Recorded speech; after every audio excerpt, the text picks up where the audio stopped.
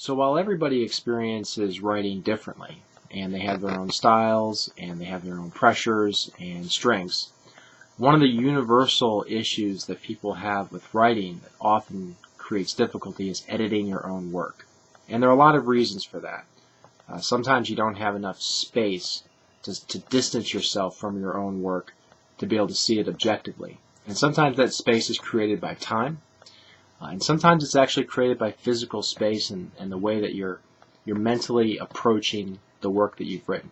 So when it comes time to edit your own work, and the first step is to actually make sure you do edit your own work. There are things that you can do that are obvious. Of course, you're going to run your spell check and you're going to let the computer work for you, but you have to be careful when you do that too. Make sure that you're taking that process seriously as you review each of the issues that comes up, because oftentimes a typo might be interpreted by the computer in one way, and so you actually create an error that you can't catch later on. So be careful when you do that. But then when you reread it, it's really important to try to create a different environment for reading and editing than the environment you used for writing. So I want you to think about, where were you physically when you were writing it? What did it look like when you were writing it?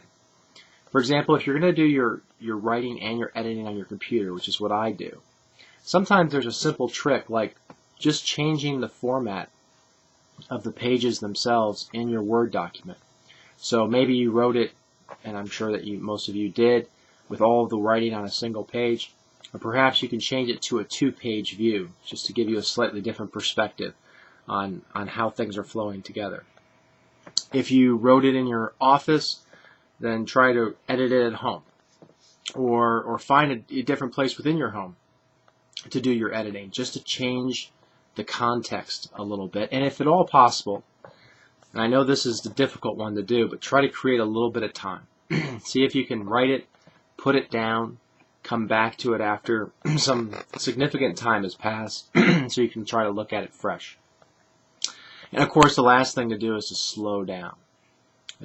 I think what commonly happens is, because you're familiar with what you wrote, you tend to read through things quickly, and as you're moving through things quickly, you assume content is there, or you assume certain technique is there that may not be.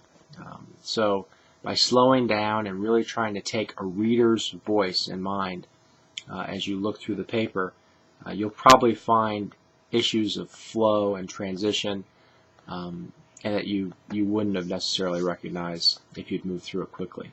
So the one thing I do want to point out that oftentimes people aren't aware of, as an instructor, I'm interested not only in where you're at with your writing today, but also where you're going with your writing, because this is a project that you're going to continue in other classes, and of course eventually as you write your dissertation or your specialist project. So as you're reading your paper, if you get to a point where you realize, it would be really valuable to include some more literature here, or to expand on this topic, or maybe you didn't critique this particular study as well as it needed to be critiqued to really provide a foundation for what you're going to say later.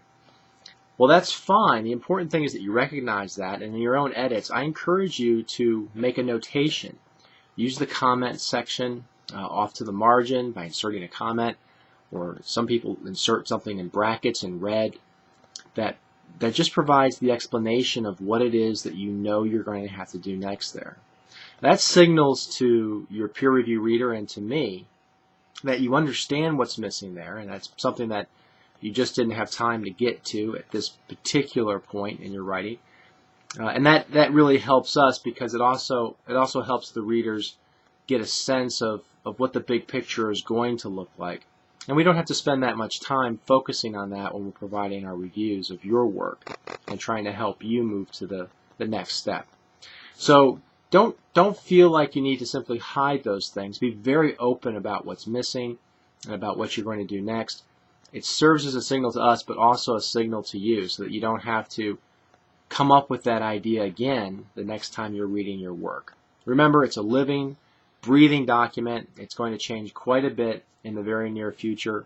and we're all just trying to help each other improve it, and that's the goal here. So best of luck as you come down the home stretch on your first draft. I know we're all looking forward to getting that out there and getting some feedback, and then before long the semester will come to a close, and you'll have a nice document that you can build on and begin to integrate into your dissertation.